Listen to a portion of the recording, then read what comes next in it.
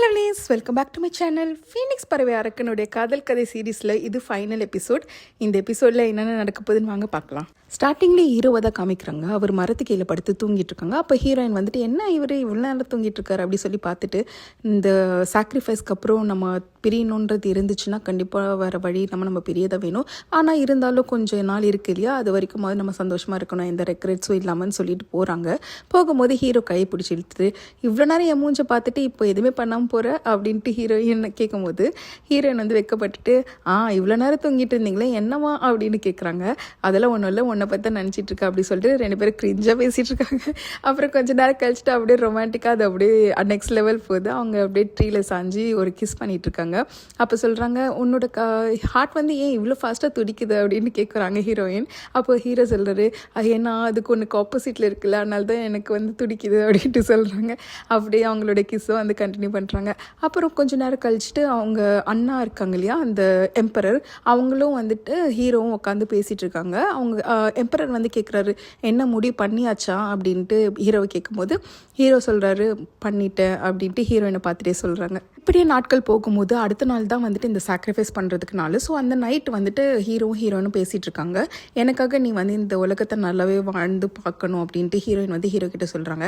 Hero வேறு ஏதோ ஒரு முடிவில் இருக்காரு, அது தெரியாமல் பேசிகிட்டு இருக்காங்க. அப்போ ஹீரோயினும் வந்து கிஸ் பண்ணிக்கிறாங்க பாருங்கள். அப்போ வந்து திடீர்னு என்னவோ ஆகுது, என்ன ஆகுதுன்னு திரும்பி பார்த்தா இந்த அந்த அரக்கன் இருக்கா இல்லையா, இந்த சில்வர் ஃபாக்ஸ் கிளேன் உடம்புல இருக்கிற அரக்கன், அவன் வந்துட்டு திடீர்னு ஹீரோயினை பிடிச்சி அப்படியே பறந்து போயிடுறான். ஏன்னா அந்த கல் வந்து அவனுக்கும் தேவைப்படல. ஸோ அவனை கூட்டிகிட்டு போயிட்டு இன்றைக்கி தான் அந்த நாள், இந்த நைட்டு கரெக்டான நாள், அதை உன்னை வெட்டிட்டு நான் அந்த கல் எடுத்துக்க போகிறேன் அப்படின்ட்டு அரக்கன் சொல்கிறான். அதுக்கு ஹீரோன்னு சொல்கிறாங்க, உங்ககிட்ட ஒன்றும் அவ்வளோ பவர்லாம் இல்லை, என்னோட சக்தி பற்றி உனக்கு என்ன தெரியும் சொல்லிட்டு அவங்க ஒரு கத்தி வச்சு ஹீரோயின் அந்த கல் இருக்க இடத்துல குத்துறாங்க.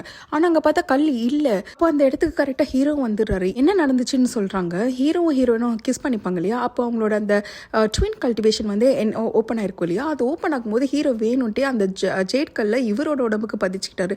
அதனால தான் ஹீரோயினுக்கு அந்த டைமில் வந்து லைட்டாக ஃபீல் ஆயிருக்கும். ஹீரோ வந்துட்டு அந்த சில்வர் ஃபாக்ஸ் கிளேனை அட்டாக் பண்ணுறாரு. அட்டாக் பண்ணிட்டு அவருக்குள்ளே இருக்க அரக்கனை வந்துட்டு இவருக்குள்ளே இழுத்துக்கிறாரு. இழுத்துட்டு என்ன சொல்கிறாருன்னா, உனக்கு அந்த கல் தானே வேணும், வா என் கூட சேர்ந்து ரெண்டு பேரும் சேர்ந்து எரியலாம், நம்ம சாக்ரிஃபைஸ் பண்ணலாம், அந்த கல் உனக்கே வந்து சேர்ந்துரும் அப்படின்ற மாதிரி சொல்கிறாங்க. ஒன்று ஹீரோன்னு சொல்கிறாங்க, வேண்டாம் பண்ணாது, அப்படி பண்ணாத சீ ப்ளீஸ் அப்படின்னு சொல்கிறாங்க. ஆனால் அவர் விடுற மாதிரி இல்லை. அவர் வந்து அந்த அரக்கனை ஃபுல்லாகவே அவர் உடம்புக்குள்ளே எடுத்துட்டாரு. அந்த இப்போ ஜேட் கல்லும் அவர் உடம்புல தான் இருக்குது, அந்த அரக்கன் உள்ளதாக இருக்காங்க. இப்போ ஹீரோயின் கிட்ட சொல்கிறாங்க, நீ பயப்படாத, ஒன்றும் இல்லை அப்படின்ட்டு சொல்லிட்டு அவரும் அந்த சாக்ரிஃபைஸ் பண்ணுவாங்களா அந்த மலை கிட்ட போகிறாரு.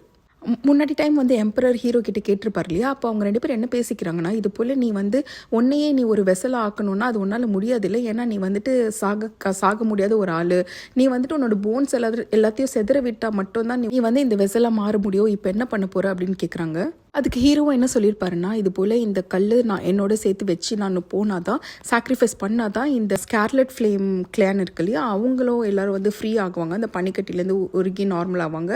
அதே மாதிரி என் குள்ளே இருக்கிற இந்த அரக்கனும் அழிவாங்க, இதை தவிர நமக்கு வேறு எந்த வழியும் இல்லைன்ட்டு சொல்கிறாரு. பட் இல்லாமல் எம்பரர் முன்னாடி அவர் முட்டி போட்டு சொல்கிறாரு, எனக்கு இதை தவிர வேறு எந்த வழியும் கிடையாது, நீங்கள் ஹீரோயின் கிட்டே இதை சொல்லாதீங்க, அது மட்டும் இல்லாமல் இங்கே நடந்த எல்லா தப்புக்கும் நான் தான் காரணம், எனக்குள்ளே இருக்க அரக்கன் தான் காரணம், ஸோ இந்த வழியை வச்சு தான் நம்ம எல்லாத்தையும் அழிக்க முடியும் அப்படின்ட்டு சொல்லியிருப்பாரு. இப்போது அந்த மலைக்கிட்ட போன ஹீரோவும் என்ன பண்ணுறாருன்னா, அவரோட சோலோடு சேர்த்து அந்த அரக்கனையும் சேர்த்து கல் இது மூணுத்தையும் சேர்த்து ஒரு சாக்ரிஃபைஸாக அந்த கிளேன் கிட்ட அனுப்புகிறாரு. அனுப்பும்போது இன்னும் தேடி வந்துடுறாங்க. அங்கே அவங்க சாக்ரிஃபைஸ் பண்ணுறதை பார்த்துடுறாங்க. பார்த்துட்டு இருங்க சீயும் போகாதீங்க அப்படி சொல்லிட்டு கிட்ட போயிட்டு, இது போல் நீங்கள் போகக்கூடாது, நீங்களும் என் கூட தான் வாழணும் அப்படின்னு சொல்கிறாங்க. இல்லை அதெல்லாம் இல்லை, இந்த நிலைமைக்கெல்லாம் காரணம் நான் தான், ஸோ இதை நான் தான் பண்ணணும், அந்த உலகத்தில் எல்லாத்துக்குமே ஒரு விலை இருக்குது, அந்த விலையை தான் நான் இப்போ பண்ணிகிட்ருக்கேன், தயவு செஞ்சு என்னை விடு அப்படின்னு சொல்லிட்டு அவர் போகிறாரு. ஆனால் ஹீரோயின் ரொம்ப அழறாங்க. அவங்களால இந்த பிரிவு வந்து தாங்கவே முடியாதுன்ற மாதிரி அழறாங்க. ஆனால் ஹீரோ சொல்கிறாரு, இதை நான் பண்ணி தான் ஆகணும் அப்படின்ட்டு சொல்லிட்டு அவர் மெதுவாக மறையும் போது அவர் சொல்கிறாங்க, நீ எனக்கு ப்ராமிஸ் பண்ணியிருக்கேன், என்னை காப்பாற்றுவேன்னு ப்ராமிஸ் பண்ணியிருக்கேன், என்னை விட்டுட்டு போனால் யார் என்னை காப்பாற்றுவாங்கன்னு சொல்லி ரொம்ப அழறாங்க. ஆனால் ஹீரோ சொல்கிறாரு, என்னை மன்னிச்சிடு அப்படின்னு சொல்லிட்டு அவர் அப்படியே மறைஞ்சு போயிடுறாரு. அவர் மறையிற இந்த தருணத்தில் இவங்க ரெண்டு பேருக்கும் நடுவில் இந்த ட்வின் கல்டிவேஷன் இருக்கு இல்லையா, அதுவும் வந்து சேர்ந்து மறையுது. அவங்க தள்ளும்பு ரெண்டுமே சேர்ந்து மறைஞ்சிட்டு இனிமேட்டு இவங்களுக்கும் எந்த ஒரு உறவும் இல்லைன்ற மாதிரி முடிவாகுது. சாக்ரிஃபைஸ்னால இப்போ என்ன நடக்குதுன்னா, எல்லா இடமும் வந்துட்டு அந்த கோல்டன் ஃப்ளவர்ஸாகவே கீழே கொட்டி அந்த மக்கள் எல்லாருமே வந்து திரும்பி வந்துடுறாங்க. நம்ம ஹீரோனும் மயக்கத்தில் இருக்காங்க போல். அவங்க இப்போ மெதுவாக எழுந்துக்கும் போது சீயு காணுன்ட்டு சொல்லி பயப்படுறாங்க. பயந்துட்டு ஒரு ஓகே நான் தும்புனா ஹீரோ வந்துடுவார் அப்படி சொல்லிட்டு தும்புறாங்க. ஆனால் தும்பலும் வந்துட்டு அவங்களுக்கு அதுவும் வேலை செய்யலை, ஏன்னா அவங்களோட ட்வின் கல்டிவேஷனே வந்துட்டு மறைஞ்சிடுச்சு. அதனால் அப்படியே நாட்களும் போயிட்டுருக்கு. அவங்க நட்டு வச்ச மரம் செடி எல்லாமே பூத்து இப்போ நல்ல பூக்கள்லாம் வர ஆரம்பிச்சிச்சு. அதை பார்த்தோன்னே சியூ நீ வச்ச எல்லாமே நல்லா பூத்திருக்கு பாரு அப்படி சொல்லிட்டு அவங்க அப்படியே அவங்களே இமேஜினேஷனில் பேசிகிட்டு இருக்காங்க. ஹீரோவோட மெமரிஸில் ஹீரோயின் வாழ்ந்துட்டுருக்காங்க. அப்படியே நாட்கள் போயிட்டே இருக்குது. அப்போ ஒரு நாள் வந்துட்டு ஒரு காட்டுக்குள்ளே நடந்து போயிட்டுருக்காங்க. அப்போ வந்துட்டு திடீர்னு ரொம்ப விண்டியாக இருக்குது, காற்று ரொம்ப அடிக்கிறது. அப்போ வந்துட்டு அவங்க ஒன்று யோசிச்சு பார்க்குறாங்க. முதல்ல வந்துட்டு ஹீரோ வந்திருப்பார் இல்லையா, ஹீரோயினை வந்து அந்த நெருப்புலேருந்து காப்பாற்றுறதுக்கு.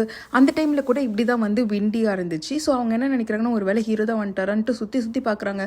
அப்புறம் அவர் எப்படி கூப்பிடுவாங்க, தும்பல் போட்டுதுன்னு. ஸோ தும்பி கூட பார்க்குறாங்க, ஆனால் அவர் வரல. உடனே அவங்க ரொம்ப சோகமாயிட்டு அவங்களை பற்றி நினச்சிட்டு இருக்காங்க. ஆனால் அங்கே தான் ஒரு ட்விஸ்ட். அங்கே பின்னாடி ஹீரோ வந்து நிற்கிறாரு.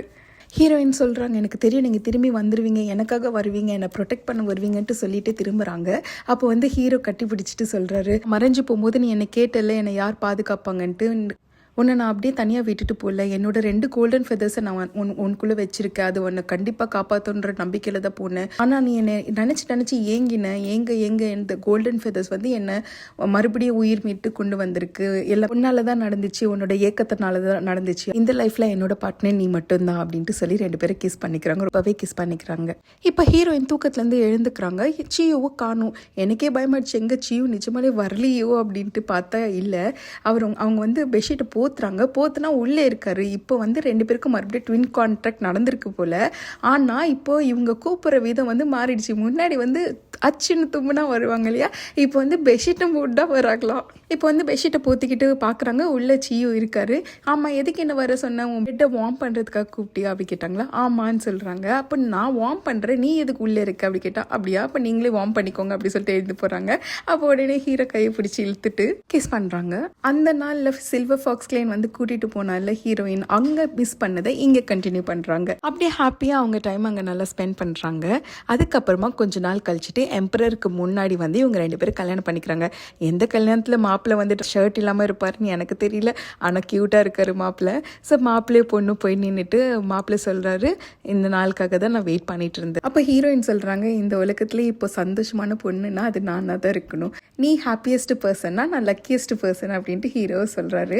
அவரால் பொறுக்க முடியல. உடனே அந்த வெயிலுக்குள்ளே போயிட்டு 2 பேரும் கிஸ் பண்ணிக்கிறாங்க. அப்படியே அவங்களோட மேரேஜும் நல்லபடியாக நடக்குது. ஹீரோவும் இந்த மக்களுக்கான ராஜாவாக ஆகிட்டார் இல்லையா, ஸோ அவர் வந்து ரொம்ப பிஸி ஆகிட்டார். அப்போ ஹீரோயின் வந்து சொல்கிறாங்க, நீங்கள் வந்து நல்லா எனர்ஜியில் ஏற்றிக்கோங்க அப்படி சொல்லிட்டு அவங்களுக்கு சூப்பு சாப்பாடெலாம் கொடுக்குறாங்க. கொடுக்கும்போது இதை பாருமா, எப்படி இருந்தாலும் இந்த நாட்டுக்காக நான் உழைச்சாலும் எனக்காக நான் உழைக்கணுமா இல்லையா அப்படின்னு சொல்கிறாங்க. ஹீரோயின் கேட்குறாங்க, என்ன சொல்கிறீங்க எனக்கு புரியல அப்படின்ட்டு. இல்லை நமக்கும் ஒரு வாரிசு வேணாமா, அதுவும் ரொம்ப முக்கியமான மேட்ரு தானே அப்படின்ட்டு சொல்கிறாங்க. ஹீரோயின் சொல்கிறாங்க, தயவு செஞ்சு உங்கள் வேலையை கொஞ்சம் நேரம் போய் பாருங்க அப்படின்னு சொல்லிட்டு அவங்க போக பார்க்குறாங்க. ஆனால் ஹீரோ விடுற மாதிரி தெரியல. அங்கே மிஸ் பண்ணதை கண்டினியூ பண்ணாங்க இல்லையா, அந்த இடத்துல கம்மாவை போட்டு இங்கே மறுபடியும் கண்டினியூ பண்ணுறாங்க. இப்படி இவங்க லைஃபை வந்து ரொம்ப ஹாப்பியாக போகுது. இந்த சீரீஸோட எண்டிங்கும் ஹாப்பியாக முடியுது. இந்த சீரீஸ் எப்படி இருந்துச்சுன்ட்டு நீங்கள் கமெண்ட் பாக்ஸில் சொல்லுங்கள். மட்டும் இல்லாமல் அடுத்த சீரீஸாக நான் புதுசாக வந்திருக்க ஸ்பீட் அண்ட் லவ் அந்த சீரீஸ் போடலான் இருக்கேன். அது ஆன்கோயிங் ட்ராமா தான், ரொம்பவே நல்லா இருக்குது, அடிக்டடாக இருக்குது, எனக்கு ரொம்ப பிடிச்சிருக்கு.